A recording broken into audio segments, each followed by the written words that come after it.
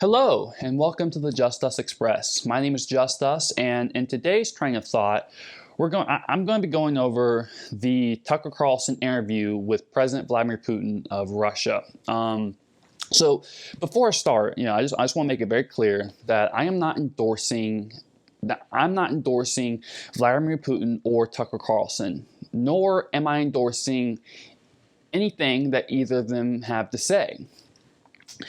Mainly because my endorsement of Tucker Carlson, Vladimir Putin, my endorsement of basically anyone, it has zero impact on the reality that whether anyone likes it or not, Tucker Carlson did in fact go to Moscow, Russia, and did interview President Vladimir Putin. So this is something that happened, and regardless of what anyone thinks about it, it happened, the interview is out, we can watch it, and we can all form an opinion for ourselves.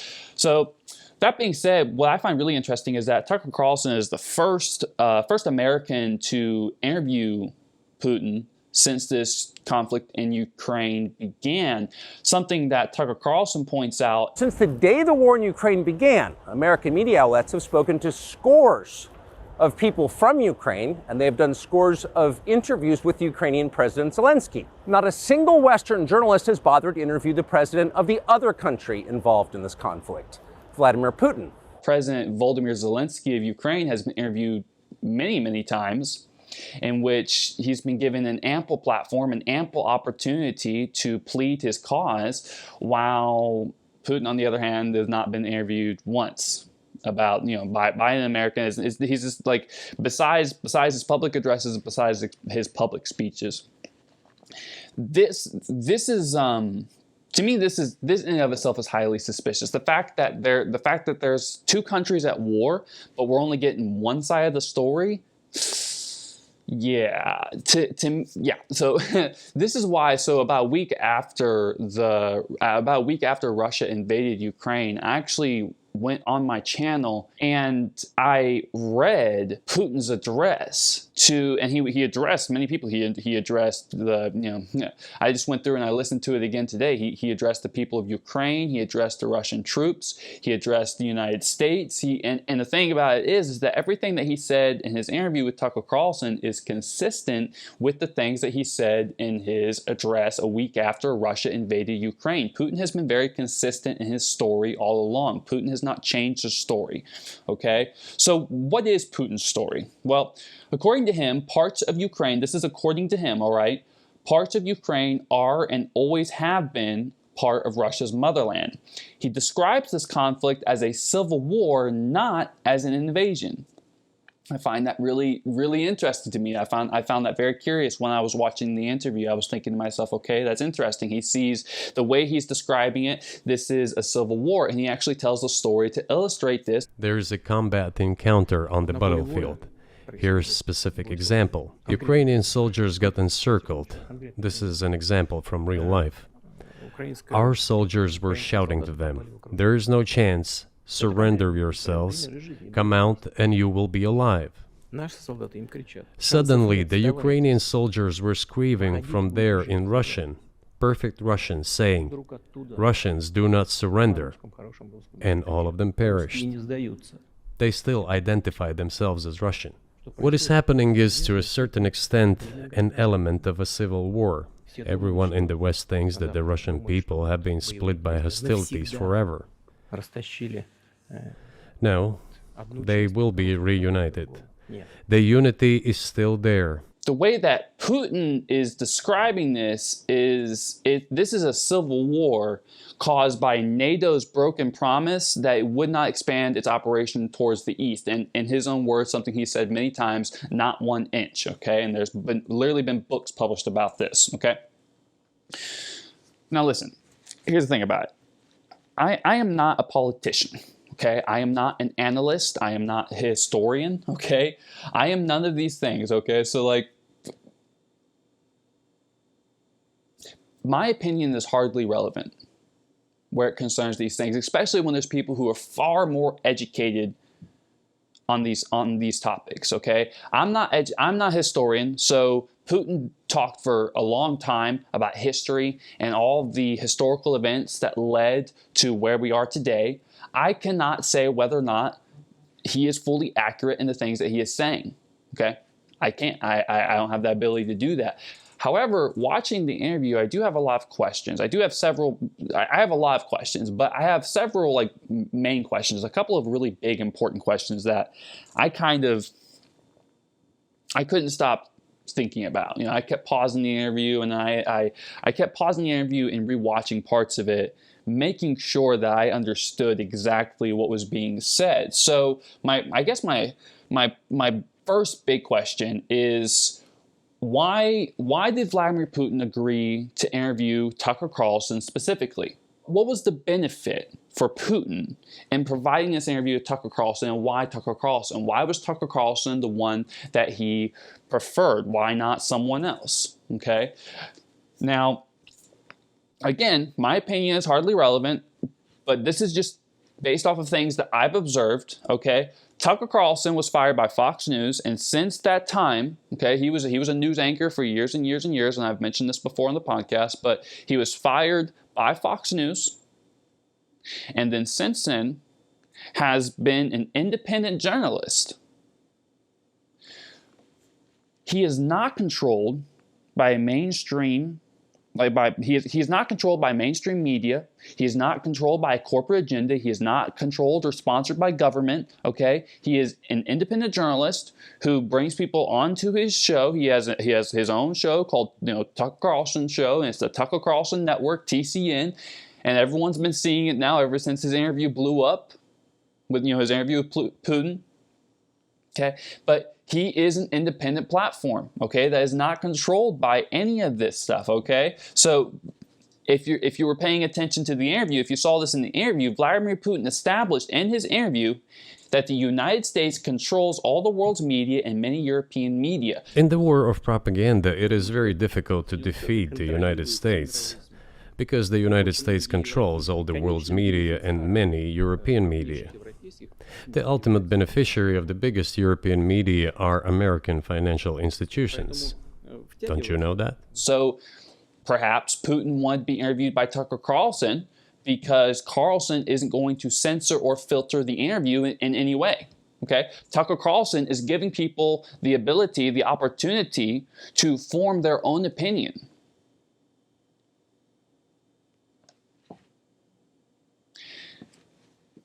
How many other news outlets are doing that? How many other media platforms are truly giving you the ability to form your own opinion? Okay?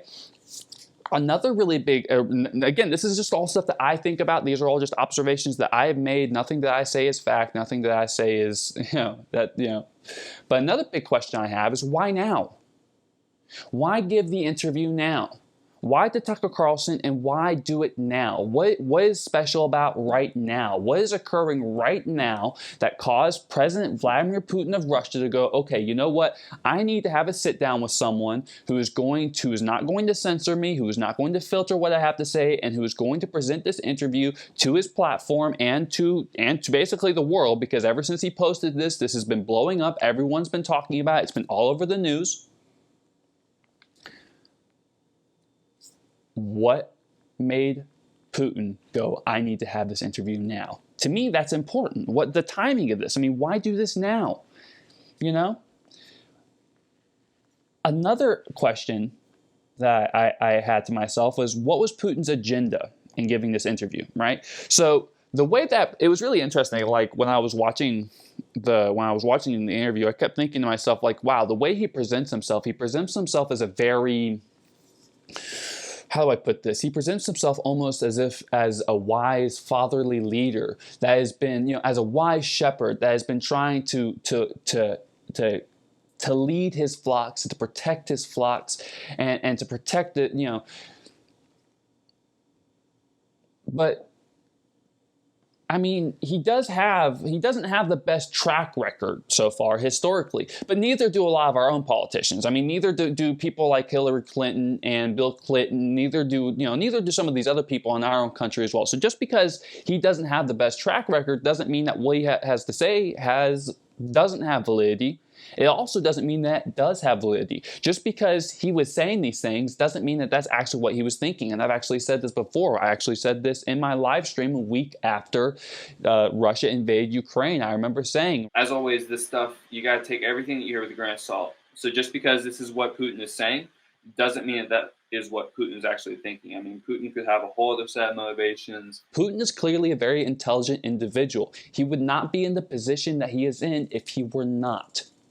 So you have to ask yourself, what was the reason for him doing this? Why now? Why Tucker Carlson? My name is JustUs. We'll be right back after this brief intermission, and we'll keep talking about this interview with President Vladimir Putin.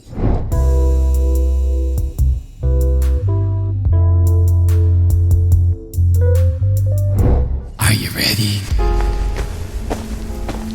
You killed me. You buried me. Right here. I can't be undone. You're not real. You're a voice in my head.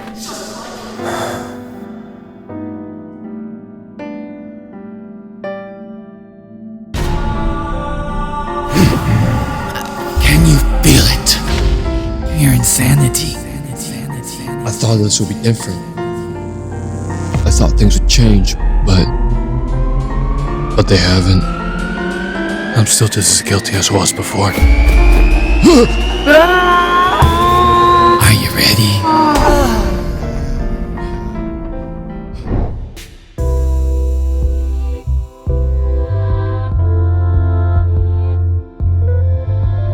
Hello, and welcome back to the JustUs Express. My name is JustUs, and we're going to pick up kind of where we left off a little bit. I think I also have some other things I want to address in this podcast as well.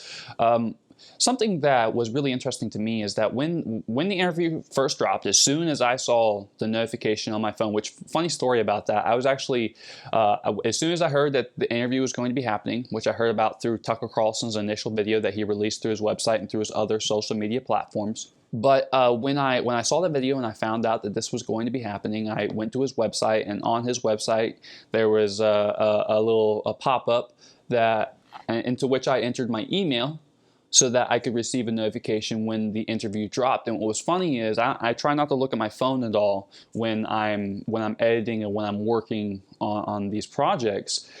I was just sitting at my computer working. Lunchtime finally rolled around, and I picked up my phone. But about a half hour before lunchtime rolled around, about 11:30, I had this really excited feeling, and I was very excited, and I couldn't tell why. I was suddenly like really hyped up, and like really just like I had this like big boost of energy and big boost of like just like not I wouldn't say confidence, but I had a big boost of curiosity almost, and like excitable curiosity. And then I about half hour later, I take my lunch break, and I see that the interview had dropped. And I was like, what a coincidence. How interesting is that? But when the interview dropped, I immediately watched it. I had my lunch. I watched the interview. And after I watched the interview, I immediately started to do a little bit of research on some of the things that Putin and Carlson were talking about.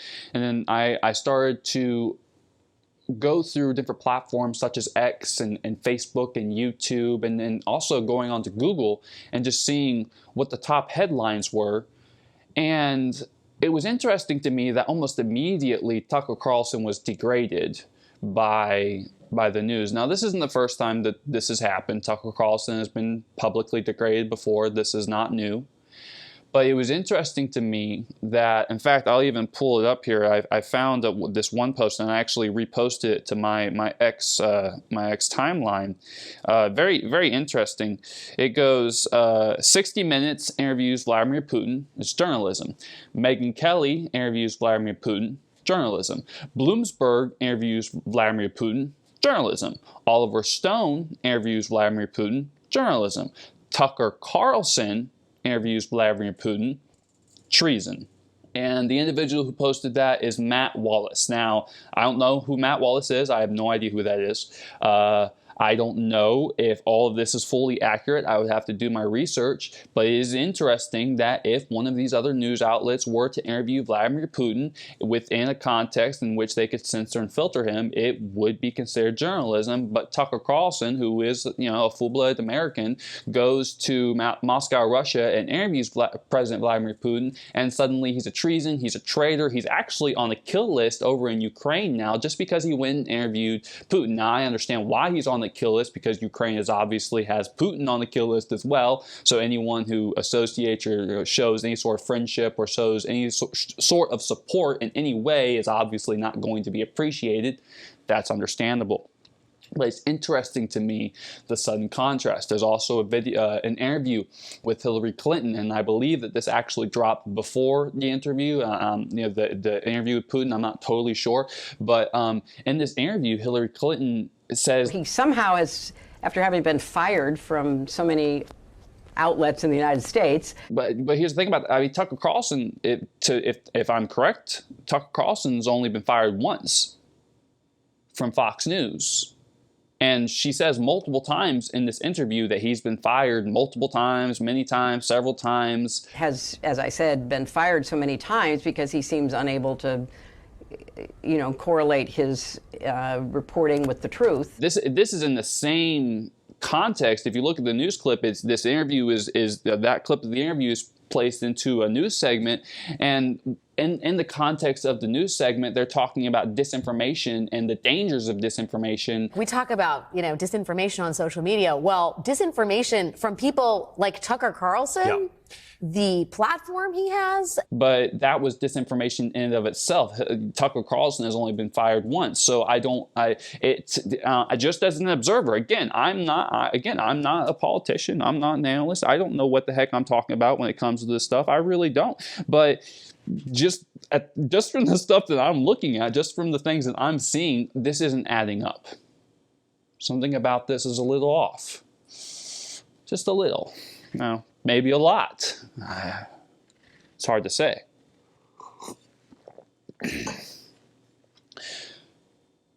It's really interesting to me, some of the different things that Putin had to say.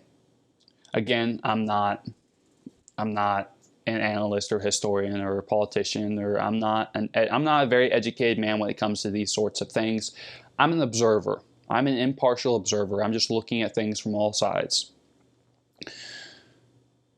The way that Putin made himself look in the interview, he presented himself as someone who's been very patient and very understanding, and who has been very proactive in attempting peaceful relations with the United States. The way that he puts it... After 1991, when Russia expected that it would be welcomed into the brotherly family of civilized nations, nothing like this happened. You tricked us.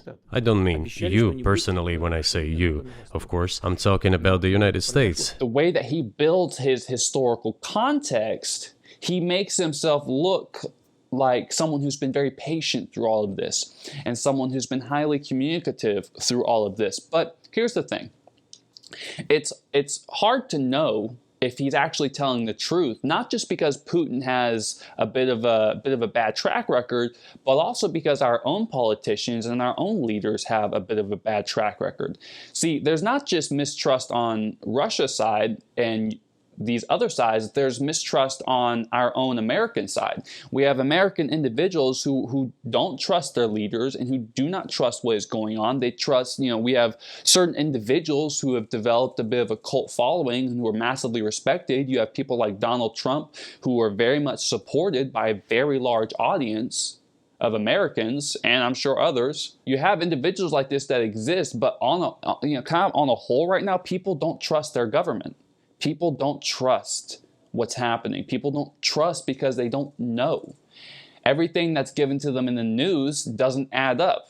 We're given things, we're told things like Tucker Carlson has been fired so many different times, but from my research, he's been fired once. So how can we trust you? How can we trust what you're saying? But it goes both ways. So for me personally, it's a complicated situation. I've talked about this a couple different times now publicly, and I feel like my position on it seems to kind of vary and change a little bit, but it's because it's a hard situation to analyze and to look at, because one party is giving you one story, the other party is giving you a completely different story, and I feel like the actual facts are what is needed here, but the facts are sometimes so muddled in all of this propaganda. And the thing is that propaganda doesn't just exist in places like Russia, Ukraine, and China, and North Korea, and propaganda exists in the United States of America very heavily, extremely heavily. Every time that you turn on your television, every time that you open the social media app, every time that you're tuning into these news stations, every time that you're watching ads, every time that every time that we get these leaders, these political leaders, and they stand up, there is a propaganda, and there is such a thing as good propaganda, and there's such a thing as bad propaganda. But the thing is, we live in and I've said this before, we live in a day and age now where the lines have become so blurred, where people don't know. We have an entire generation of people who are so uneducated that when an event like this occurs, with when someone like Tucker Carlson goes and interviews President Vladimir Putin of Russia because an entire war has been taking place, people are either left scratching their heads and too nervous to participate in the conversation, so just kind of keep living their lives, or they have no idea what they're talking about and continue to talk about it anyway, and then the people who do actually know what they're talking about are lost amongst all the noise. It's a very chaotic situation that we find ourselves in. How can we find a conversation? How can we begin to do the research? How can we find the facts? Okay, I love it because I posted a video about, or I posted part of Putin's interview to my channel and also to a couple of other social media pages, and I got a comment, and I'll read it real quick and then we'll go ahead and sign off. But oh my gosh, in this interview, at one point, Putin confirms, and he says, mankind is currently facing many threats. Due to the genetic researches, it is now possible to create a superhuman, a specialized human being, a genetically engineered athlete, scientist, military man. There are reports that Elon Musk had already had a chip implanted in the human brain in the USA. What do you think of that? I think there's no stopping Elon Musk. He will do as he sees fit.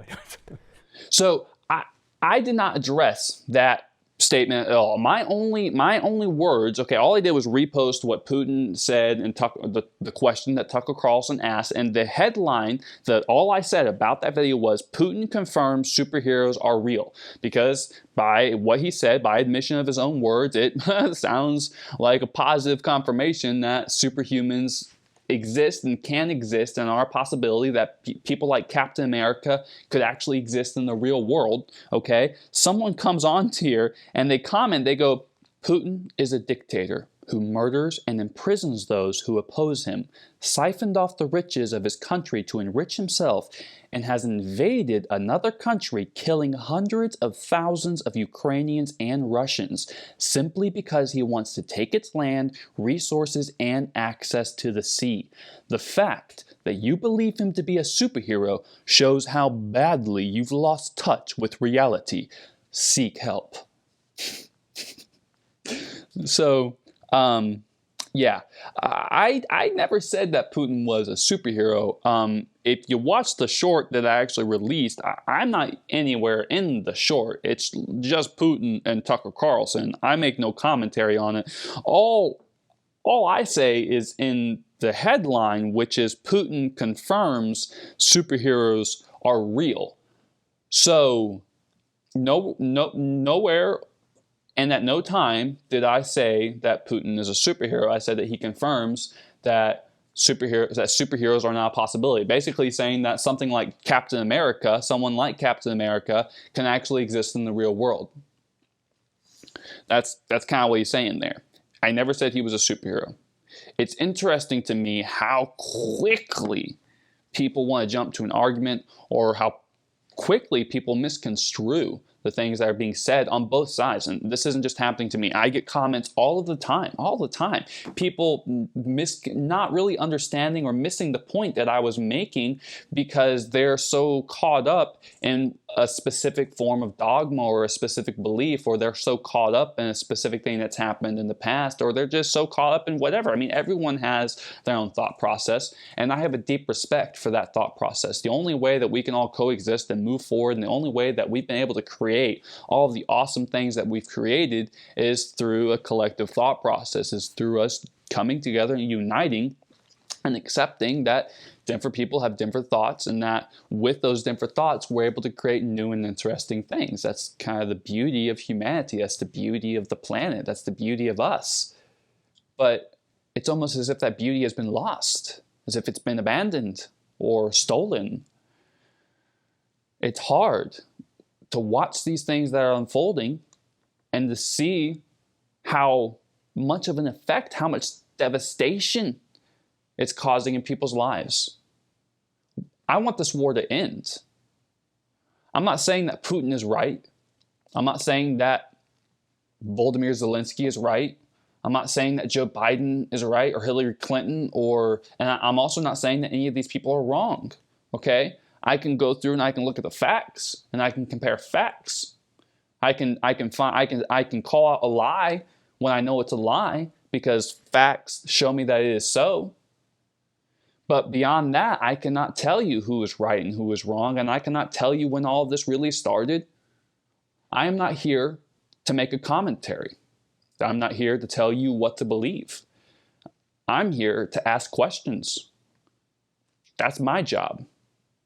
It was interesting. When I did my live stream reading Putin's address a week after Russia's invasion of Ukraine, I said very clearly, I mean, my job, I like to think, is to get every side, every perspective, have every side of the coin, and really understand everything that's going on, because then you can really develop, the right perspective and really develop some wisdom and know how to proceed forward. I believe that it is my job to look at all the different sides, to look at everybody's perspective, and to try to gather a common understanding from that. I'm tired of the separation that occurs between people and between people. I was going to elaborate on that more, but I don't have to. The separation that occurs between people because they are so insistent that they are right and that the others are wrong. I'm tired of that. Lives are being lost. People are being hurt. Families are being broken up. It's time for a new way. It's time for a new approach. I remember when I read that address saying, but I keep hearing the things he's saying, and I see the perspective he's developed in his mind, but look at what he's doing. I feel like there could have been, if he really is true in what he's saying, I feel like there was a much better way of going about it than going and invading an innocent country. I can see where Putin is coming from on this, and I can definitely see a lot more where Putin is coming from now after watching the interview. But something that I said back then, and I'll say it again, isn't there a better way to go about this? Isn't there a better way to handle these foreign affairs, to handle the world, than to constantly be going at war with one another? Why must this be so persistent? Why must this go on the way that it has? Why must we repeat the actions of the past and the mistakes that we have already made? Is it because we're choosing to? Is it because we are blind? Is it because we are so blindly engaged in our own arrogance that we refuse to see the error in our ways? Or is it because that we are truly uneducated and ignorant as to the actual state of the world and the affair of reality itself? What is the answer? I'm not here to give you that answer. I'm here to ask you that question so you're thinking about it, so you're given the opportunity to find the answer for yourself. But I must ask you this question. Are you looking for the answer? Are you? Seek, and you shall find. My name is JustUs, and this has been the JustUs Express, and I hope that you're thinking about this train of thought.